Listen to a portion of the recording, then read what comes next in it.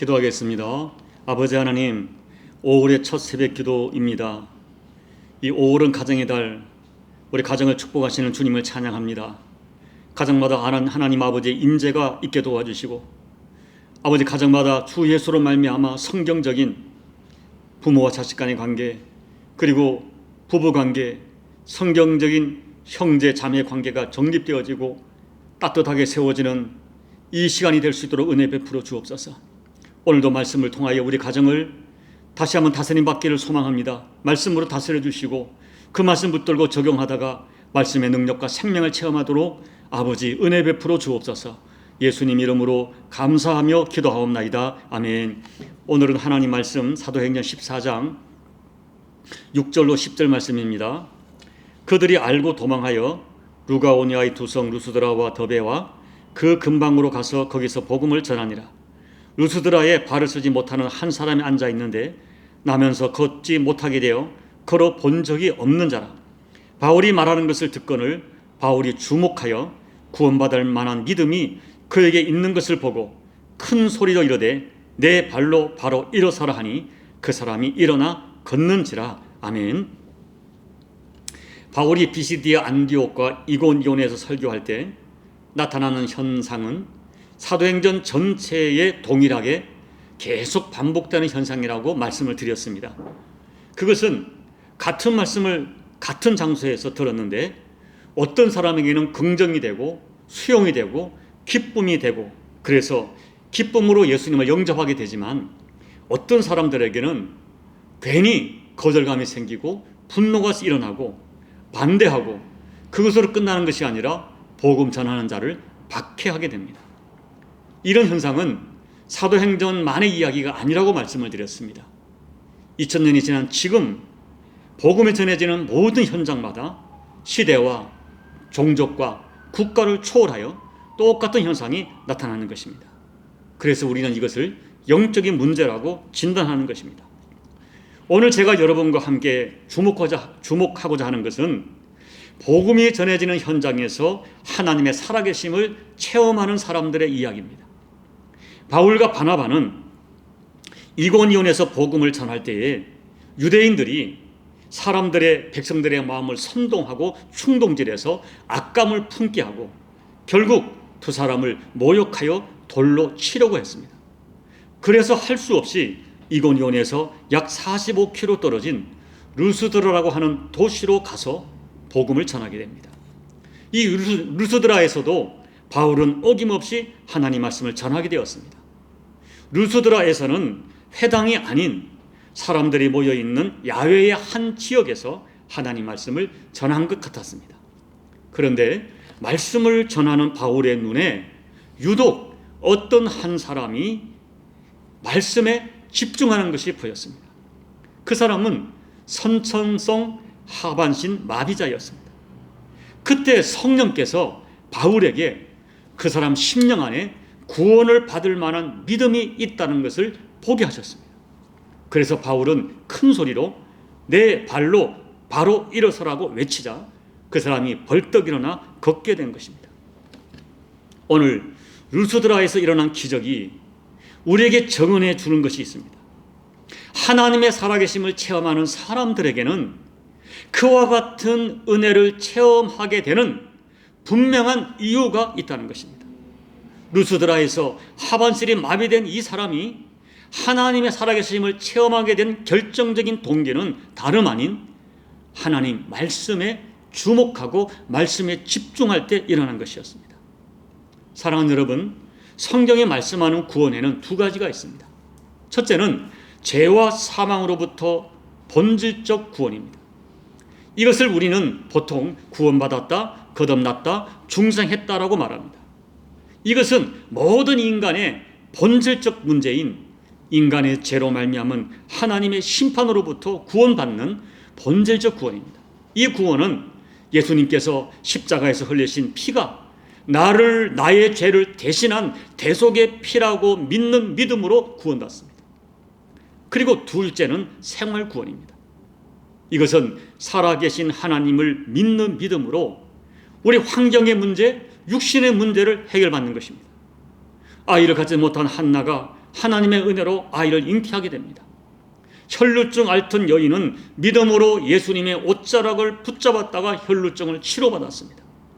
7 귀신 들렸던 막달라 마리아가 예수님 만나 귀신에게서 해방되고 새로운 인생을 살게 되었습니다. 이 생활 성경에는 이와 같은 생활 구원의 이야기가 무수히 소개되고 있습니다. 그리고 기독교 역사에도 이와 같은 예수님으로 말미암은 생활 구원의 이야기가 무수히 간증되고 있습니다. 그런데 이렇게 영혼의 구원이든지 육신의 문제를 해결받는 모든 사람들에게는 공통적으로 나타나는 하나의 특징이 있습니다. 그것은 9절 말씀처럼 그들의 심령 속에 구원받을 만한 믿음이 있다는 것입니다. 여러분, 성경을 보세요. 예수님이 일으키시는 기적의 현장을 보십시오. 예수님께서는 병든 인생을 치료할 때마다 내 믿음이 너를 구원하였다라고 먼저 선언하셨어요. 그런데 여러분, 그 믿음이 어디서 생기는 것입니까? 언제 생겨나는 것입니까? 다름 아닌 하나님의 말씀을 듣다가 믿음이 생겨나는 것입니다. 그리고 말씀에서 가르치는 예수 그리스도에게 집중하다가 구원적 사건이 일어나는 것입니다. 그날 기적을 체험한 하반신 마비자는 바울의 말씀을 주목하며 들었습니다. 그날 바울은 다른 지역에서와 같이 예수님에 대한 말씀을, 복음을 전했을 것입니다. 그런데 이 하반신 마비자의 심령에 말씀이 믿어지고 말씀이 증언하는 예수를 믿는 믿음이 생긴 것을 성령께서 바울에게 알게 하신 것입니다. 결국 이 하반신 마비자는 말씀을 듣다가 구원받았습니다. 믿음은 말씀을 들음으로 시작됩니다. 하나님 말씀은 살아있습니다. 하나님 말씀은 지식이 아니라 생명입니다. 하나님 말씀은 정보가 아니라 말씀대로 되어지는 능력이 있습니다. 그래서 말씀에 들어가면 사람의 영혼이 변하고 병든 육신이 구원받고 성격이 변하고 환경이 변하는 것입니다. 그런데 거듭 우리가 생각할 것은 그날 그 자리에 많은 사람이 동시에 말씀을 들었습니다. 그런데 오직 한 사람, 하반신 마비자에게 치료의 은혜가 임했습니다. 왜 그랬을까요?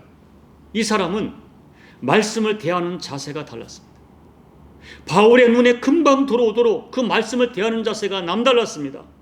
말씀이 그 사람에게 능력이 되고 믿음이 되고 체험이 되는 이유가 있었습니다. 첫째, 이 사람은 하나님 말씀을 주목하며 들었습니다. 9절에 듣거늘 이라고 기록된 헬라어 아쿠오는 온전히 집중하여 주목하여 들었다는 거예요. 당시 상황을 생각해 보세요. 바울은 도망온 사람입니다. 겉모습이 초라했을 것입니다. 어떻게 보면 겉모습을 보고 평가절하하며 무시할 수도 있었습니다. 그런데 이 사람은 바울이 전하는 말씀을 사람의 말이 아닌 하나님 말씀으로 받았습니다. 그래서 진지하게 주목하며 들었습니다. 말씀은 여러분 살아있습니다. 그래서 말씀이 살아있다는 것은 말씀이 아무에게나 역사하지 않는다는 거예요. 살아있는, 영이 살아있는 사람에게 말씀을 말씀되게 받는 사람에게 말씀이 역사하는 것입니다. 둘째, 내게 주시는 말씀으로 들어야 됩니다. 한 사람에게 말씀이 강력하게 역사할 때는 일어나는 현상이 있어요. 바로 말씀이 지금 나에게 주시는 말씀으로 들려진다는 것입니다.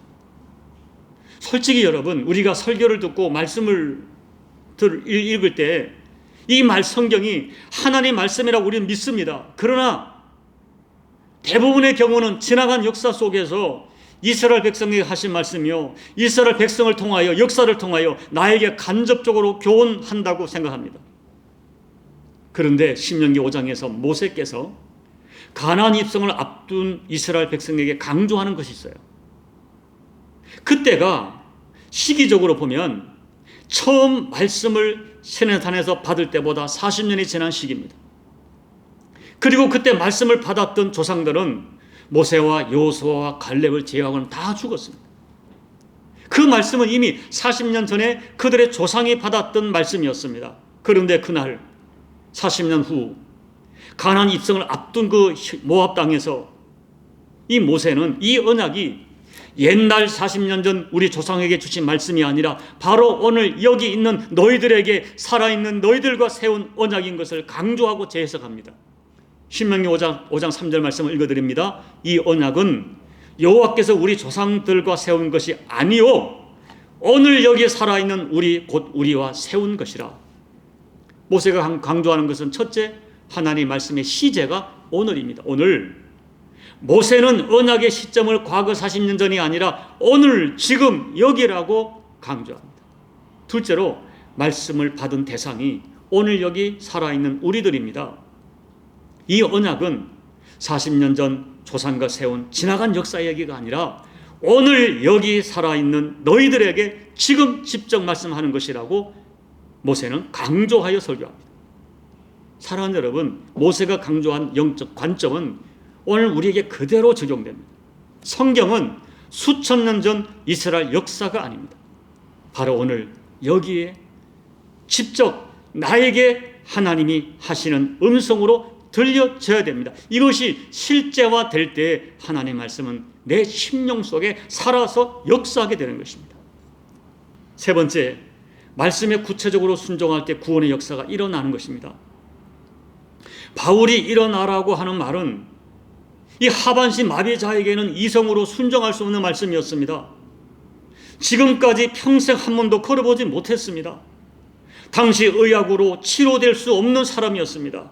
그래서 어쩌면 스스로도 운명이려니 하고 포기하고 살았을 것입니다. 그런데 말씀을 듣자 이성으로 계산하지 않고 경험으로 제한하지 않았습니다. 그래서 순종하여 일어나고자 하였습니다. 그러자 진짜 기적이 일어난 것입니다.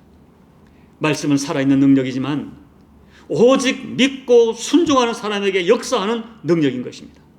사랑하는 여러분, 혹 지금 여러분의 상황이 오늘 본문의 하반신 마비자처럼 일어설 힘조차 없어서 주저앉아 있는 상황은 아닙니까? 살다 보면 사업에 실패할 수 있습니다. 공부하는 우리 자녀들이 원하는 대학 입시에 실패할 수 있습니다. 직장에서 실직당할 수 있습니다. 건강하던 사람이 질병으로 어려움 당할 수 있습니다. 어떤 사람은 인간관계에 배신당하여 상처받고 주저앉아 있을 수 있습니다. 바로 그때 우리가 일어날 수 있는 힘이 무엇입니까? 비결이 무엇입니까? 하나님 말씀입니다. 그 상황에서 말씀이 들려지고 그리고 그 말씀을 붙들고 그 말씀에 순종하는 것입니다. 그러면 우리는 신비롭게 일어날 힘이 생깁니다. 왜냐하면 하나님 말씀은 생명이기 때문입니다. 히브리서 4장 12절 말씀, 하나님 말씀은 살아있고 활력이 있어 좌우에 날선 어떤 것보다도 예리하여 혼과 영과 및 관절과 골수를 찔러 쪼개기까지 하며 또 마음의 생각과 뜻을 판단하나니 하나님 말씀은 살아있다 하셨습니다. 그래서 말씀은 영육간의 병든 인생을 치료합니다. 말씀은 절망 가운데 소망을 주고 주저앉아 있는 사람을 일으켜 세우고 부정적이고 비판적인 사람을 긍정적이고 포용적인 사람으로 바꾸어주는 능력입니다. 그러므로 여러분, 말씀을 접할 때마다 오늘 하나님께서 말씀을 통하여 나에게 어떻게 말씀하실지 기대하면서 말씀을 집중하며 들어야 됩니다. 집중하며 읽어야 됩니다. 그리고 말씀은 살아있는 능력이지만 오직 믿고 순종하는 사람에게 역사하는 능력입니다. 저는 오늘 말씀이 여러분에게 믿음으로 들려지고 감동으로 들려지는 은혜가 있기를 소망합니다. 그리고 말씀이 들려질 때마다 믿음으로 순종하다가 그 말씀이 여러분을 일으켜 세우는 능력을 실제적으로 체험하는 은혜가 있기를 소망합니다. 하나님의 살아계심을 체험할 수 있는 말씀의 능력이 여러분 모두에게 반드시 허락되는 은혜가 되시기를 예수님 이름으로 축복합니다. 아멘. 우리 찬송가 198장을 찬양하겠습니다. 주 예수 해변서 떡을 떼사 무리를 먹이어 주심같이 영생의 양식을 나에게도 풍족히 나누어 주옵소서. 생명의 말씀이 나의 주요 목말라 주님을 찾나이다. 해변서 무리를 먹임같이 갈급한 내 심령 채우소서.